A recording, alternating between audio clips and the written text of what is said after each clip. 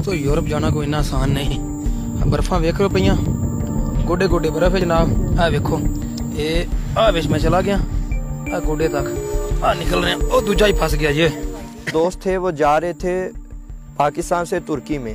वो जब माको के टाप पर पहुंचे हैं तो उस बेचारे के पाँव उतर गए थे बर्फ़ की वजह से, उसके पाँव पिघल गए थे और उसके साथ जो दूसरा था वो बेचारा वहीं पे मर गया था। दोस्तों ये कहानी है एक पाकिस्तानी अली की। इंसानी स्मगलिंग के रास्ते यूनान जाना चाह रहा था। साला अली का ताल्लुक हाफसाबाद के गांव से था। 4 साल पहले अली और इनके दोस्तों ने एक एजेंट के मशवरे पर अपने मुआशी हालात बेहतर करने के लिए यूरोप जाने का फैसला किया था।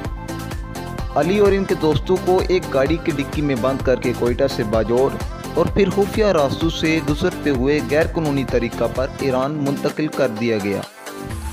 एजेंट्स की बात है, ये सिर्फ पाकिस्तानी नहीं होते, इनमें बांग्लादेशी भी होते हैं, इंडियंस भी होते हैं, सीरिया के भी होते हैं। ख़ास तौर पर ईरानी वो तो ज़रूर होते हैं ना, क्योंकि ईरानी के बगैर आप ईरान क्रॉस नहीं कर सकते। तो सिर्फ पाकिस्तानी नहीं है, सब मुल्कों के एजेंट्स मिलकर उनका एक ग्रुप होता है, उनकी एक चेन बनी हुई होती है और वो उनके अपने रूट्स होते हैं, उनकी अपने अपने रास्ते होते हैं, खुफिया रास्ते होते हैं जिनका किसी को पता ही नहीं है। जहाँ पे कोई परिंदा नहीं होता वहाँ से वो आपको गुजार कर ले जाते हैं। अली कहते हैं कि ईरान से तुर्की जाते हुए उन्हें रास्ते में बहुत सी मुश्किलात का सामना करना पड़ा और उन्हें कई दिनों तक भूखे और प्यासे पैदल चलना पड़ा। पता नहीं कहाँ तक पहाड़ ही पहाड़। बड़े लोग यहाँ पे दम तोड़ जाते हैं, हिम्मत आ जाते हैं, यहीं पे बेचारे बैठ जाते हैं। ये होते हैं वो पहाड़ जो बंदों की जान ले लेते हैं। तुर्की की सरहद अबूर करने से पहले अली और इनके साथियों को माकू के दुश्वार गुजार पहाड़ी सिलसिले से गुजरना पड़ा था। सर्दी में आपको पता ही नहीं चलता कि नीचे पहाड़ है, ये खाई है, ये क्या चीज़ है। तो सर्दियों में जाते हैं तो वहाँ पर इतने बादल होते हैं, जैसे फोग होती है या धुंध होती है, बंदे को बंदा नज़र नहीं आता। तो वो फिर ऐसे एक दूसरे का हाथ पकड़ कर वहाँ से गुजरते हैं और अगर किसी का हाथ छूट गए वहाँ पर, जो पीछे रह जाता है वो फिर पीछे ही रह जाता है, वो बंदा नहीं मिलता, वो वहाँ बंदे को बंदा नज़र नहीं आता। तुर्की पहुंचने के बाद अली ने अपना एक यूट्यूब चैनल बनाया। अपनी वीडियोस में वो अक्सर ऐसे तारकीन वतन के साथ गुफ्तगू करते थे। पाकिस्तान से गैर कानूनी तरीके से नकल मकानी करते हुए तुर्की और फिर यूनान पहुंचने के लिए निकले थे। कैसे बताएं आपको कि हम लोग कैसे जा रहे हैं? अल्लाह माफ करे ऐसा कोई ना आए जैसा हम जा रहे हैं। अपने यूट्यूब चैनल से लोगों को डंकी के नुकसानात से आगाह करने के लिए एक बार फिर डंकी लगाकर यूनान पहुंचने का फैसला किया।